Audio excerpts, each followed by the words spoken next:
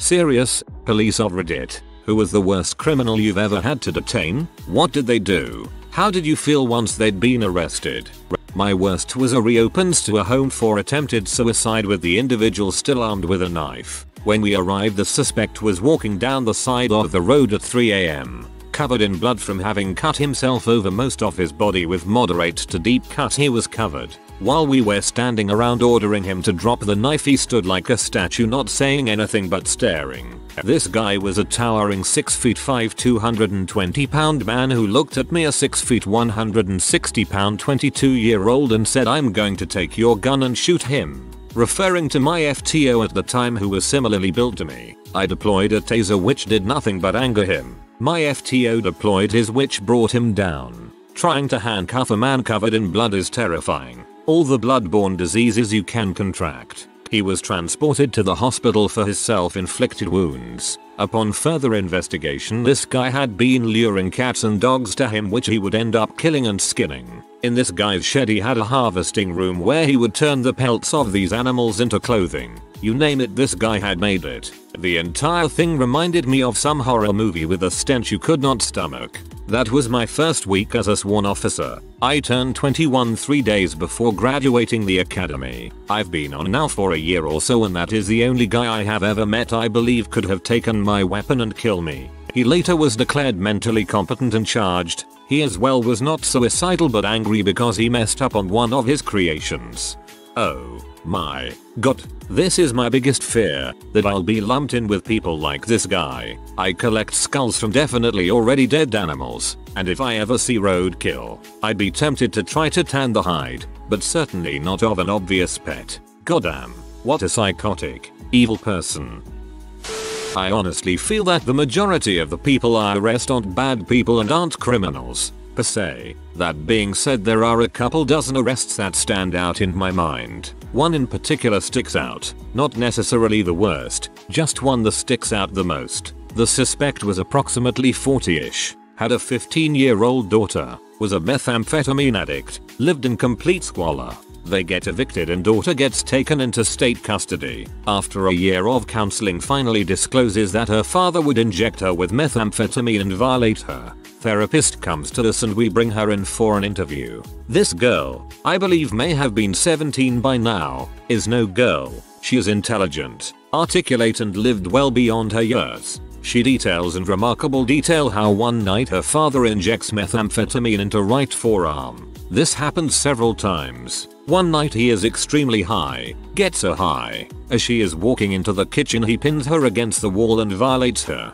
This begins to happen on a regular basis. Suspect eventually convinces daughter to start bringing friends home. Suspect injects friends with methamphetamine and violates them as well. Daughter continues to bring different friends home so that dad will violate the friends rather than her. Eventually, when they get evicted, father kicks daughter to the curb and two of daughter's friends go live out of dad's car in a nearby park. While these kinds of things happen all the time, it was the victim that struck me. When asked why she didn't tell someone, she replied, "The first time it happened when he pinned me against the wall. All I could remember thinking over and over, this is my life now. This is my life now." I will remember those words for the rest of my life, as clear as they were said to me. I can still hear the inflection and tone in her voice. About 8 months later, I ran into one of the other victims, the daughter's friend. After dad was evicted, he lived out of his car with her. She was 15-ish at the time. Initially she was going to cooperate in prosecution,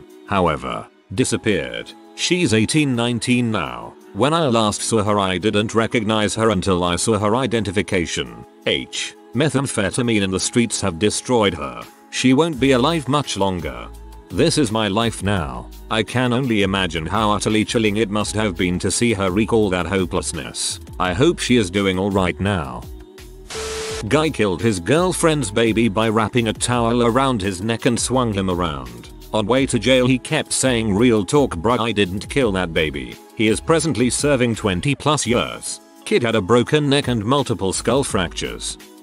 Dang. I didn't get very far before realizing I have to get out of here. Thank you for doing what you do. A fellow who physically shamed a number of his preteen daughter's friends. He'd have her invite them over for movies and such, then drug their son and violates them. We never figured out exactly how many girls he violated, but we were able to prove up 28 counts. The arrest was not particularly satisfying. Having to be near him and listen to his diatribe made me feel unclean. His conviction and subsequent long sentence made me feel like being a cop was worth it at least 1% of the time. Arrested a doctor for carnally battering female patients. I've had partners of mine arrest even more awful people, like diddlers, but this man I actually arrested. He would only target his female clients who were mental health patients, so that many of their claims were overlooked due to their existing bipolar disorders or depression. He was a pose and his wife sat next to him the entire trial. True love, right? He lost his medical license, but we lost the case due to almost half of his victims refusing to testify and his high dollar, very educated attorney. That reminds me of the time I was given a ladder bits exam in a mental hospital. For some reason, the doctor did the exam with the nurse there, then they went out, then the doctor came back, without the nurse. He smirked at me and finger fricked me a few times. I just stared at him, terrified, thinking nobody will ever believe me. I'm supposed to be crazy. I've been in the police for nearly 2 years now. I was working a late shift on Christmas Eve, which is usually a matter of holding the fort and counting down the clock until the end of shift. We get a call. Sudden death. An elderly gentleman. A shame certainly, but nothing more than assumed routine. Inspecting the body for signs of trauma and calling the undertakers to remove the deceased. We get there and go in. The gentleman is lying on his sofa, with a duvet covering him. I perform the usual inspection of the house, looking for anything out of place or suspicious. Not that it'd be easy, the house was like your over-the-top hoarder's palace. After some enquiries it became apparent that the gentleman had lost the use of his legs many years before and lived downstairs, relying on his daughter to care for him utterly. We have to inspect the body for any signs of trauma or suspicious marks prior to calling the undertaker, so that we are sure that there is nothing untoward in relation to the death. We lifted off the duvet, as only his head was showing, and I was rather taken aback and stunned. The main images, having studied history at university, that came to mind was the pictures from the liberation of the concentration camps. Emaciated and starved corpses. This man had been dead for no more than 4 to 5 hours, yet he was all skin and bones. He relied on his daughter to care for him, and he clearly had not been. He lay there, in his own filth, wasting away without anyone properly looking after him. It was utterly despicable. Death has a very distinct smell. It clings to your uniform and your body. I finished my shift in the early hours of the morning, went home and tried to sleep. I couldn't. I just lay there, eyes wide open, the man's body and his haunting stare taking centerpiece in my thoughts. In the end, I thought, frick it, I'm not going to sleep at this rate. I got in my car and drove the 100 miles to my parents to spend Christmas Day with them. To end on a slightly more humorous note, whilst opening one of the doors in the house a cat jumped out of the darkness at me and I absolutely crapped myself, nearly tumbled down the stairs with a shrill yelp. Sorry for the long post. I once arrested a deranged woman. Somehow got involved in a big fight that started with teenage girls. It blew up and was a full-on battle royal. The crazy lady was HIV positive and decided to start biting everyone in the fight. When I pull up I hear her screaming, "I hope all of you catch it." Surprisingly she only got 5 years for felony reckless conduct. We got a call for a home invasion.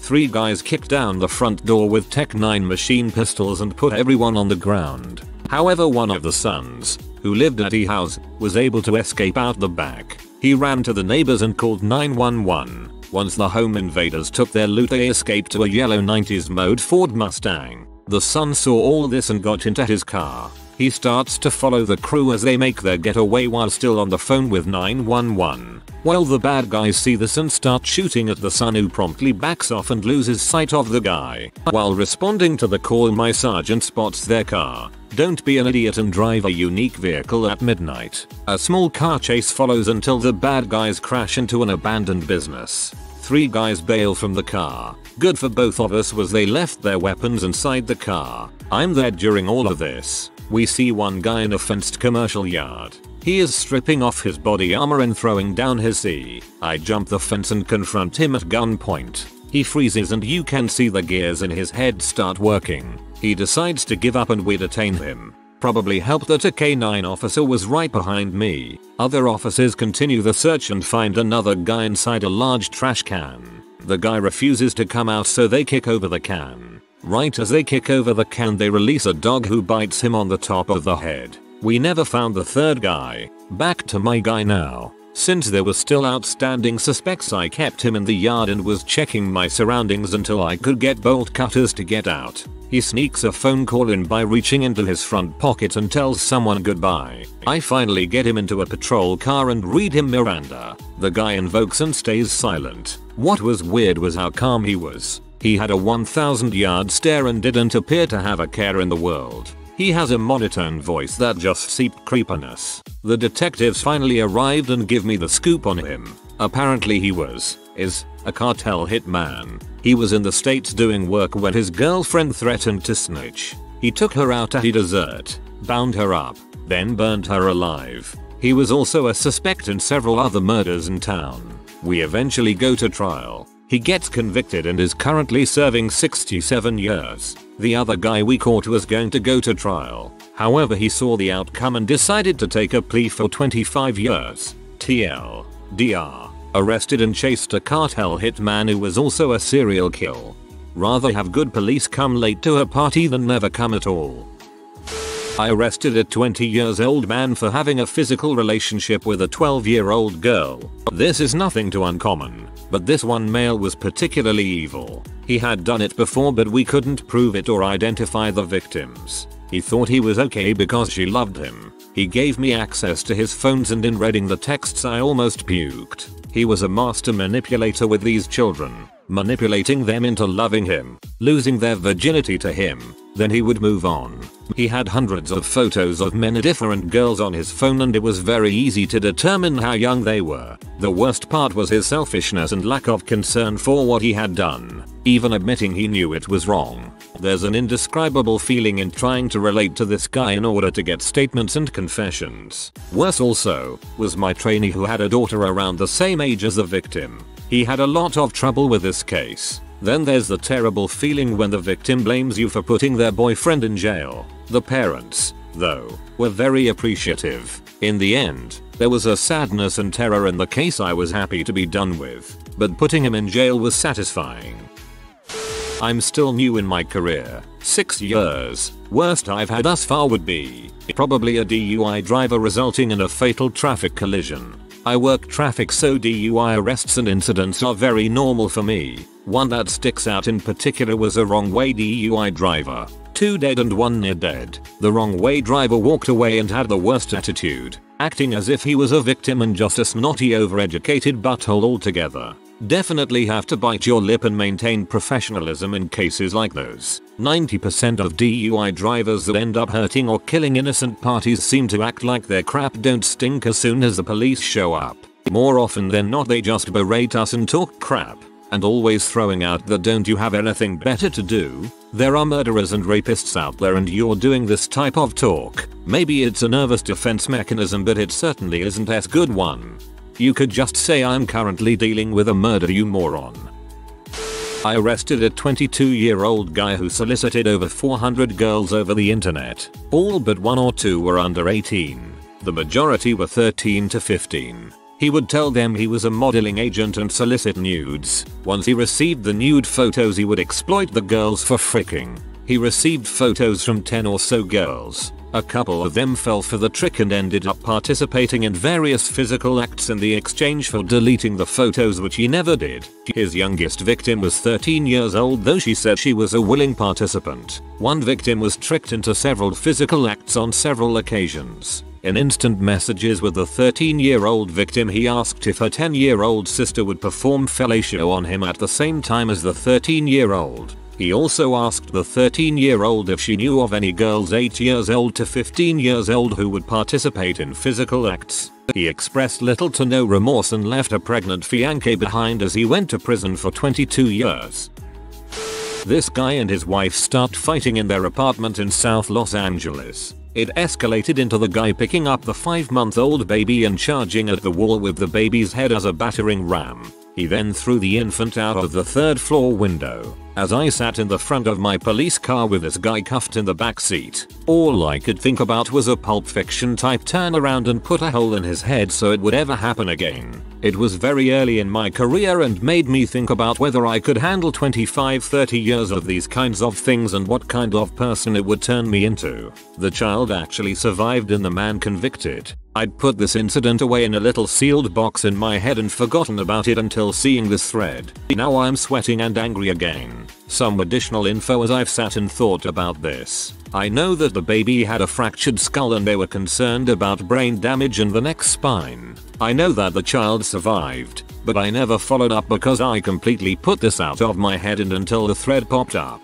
You could say that I'd completely forgotten about it. The best I can recall was that the guy got 18 years prison. Thanks for all the concern and support. I'm okay, but just for good measure I might have a chat with the depth psychologist about it. It's a big city. Bad things happen and as the hydraulic press channel would say, we must deal with it. Some things get to you more than others, but for the most part we learn how to deal with it and not take it home with us at the end of the day. I've been on 23 years with a few more to go yet. With all I've seen and done, I have one rule that I'll live and work by: treat everyone as well as they will let you treat them. It has served me well.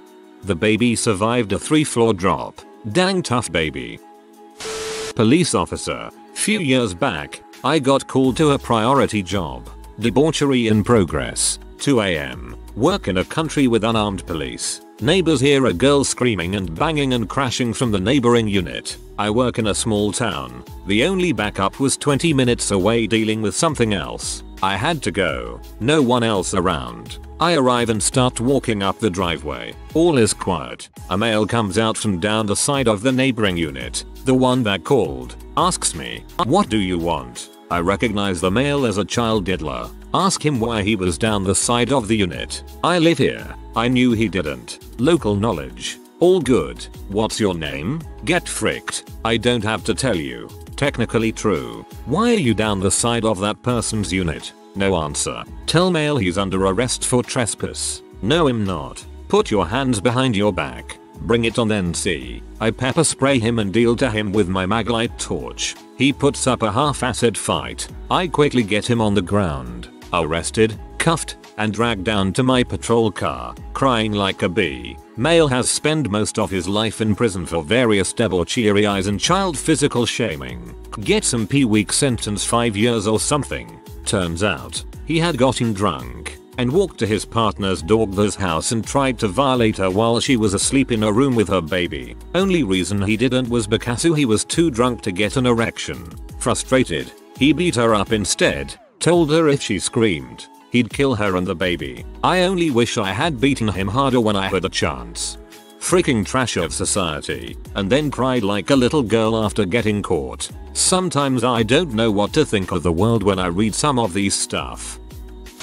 Cop here. The worst criminal that I had charges on had physically shamed his 2-year-old sister and had multiple pictures on his phone of the act. It was indescribable. I've arrested someone on a warrant for a double murder before. I also pulled a guy over who had a warrant out of Oklahoma for, and I quote, aggravated forcible debaucheries of a victim under 12 inches that Oklahoma wouldn't extradite on. I spent 15 minutes confirming and having my dispatch call theirs and whatnot before I had to let him go. One of the hardest things I've had to do so far. That's all that comes to mind now. Sorry for a lack of explanation. The people below are correct. Oklahoma wouldn't extradite means they won't coordinate his return to the state. Believe it or not, the local county pays for his travel until he is outside my state. Then okay, the marshals takes over. However, the lack of extradition is also an abandonment of jurisdiction. So if I took him into custody on the warrant, it would be an unlawful arrest because Oklahoma wouldn't be able to prosecute based off of the relinquishment of jurisdiction.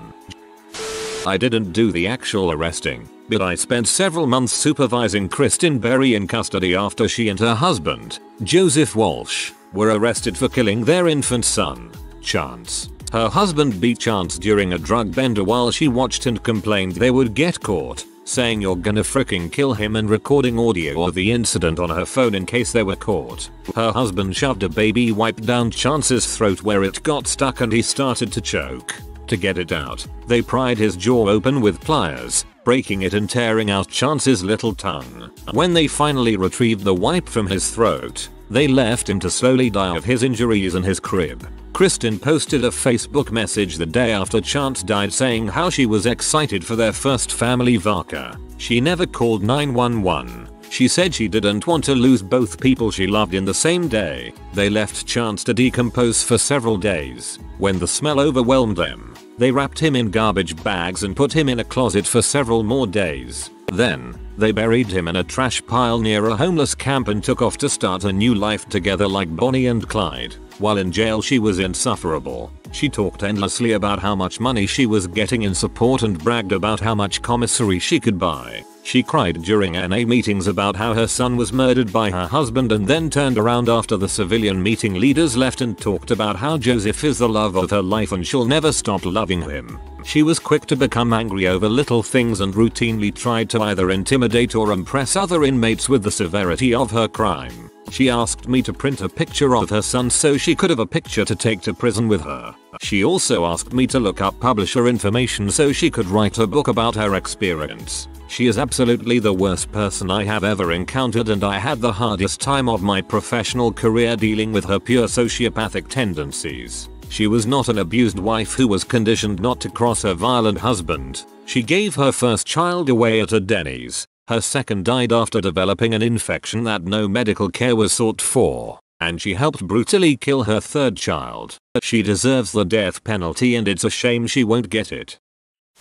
If you are new to the channel, you can subscribe. I publish new videos every day. Until then, check another video.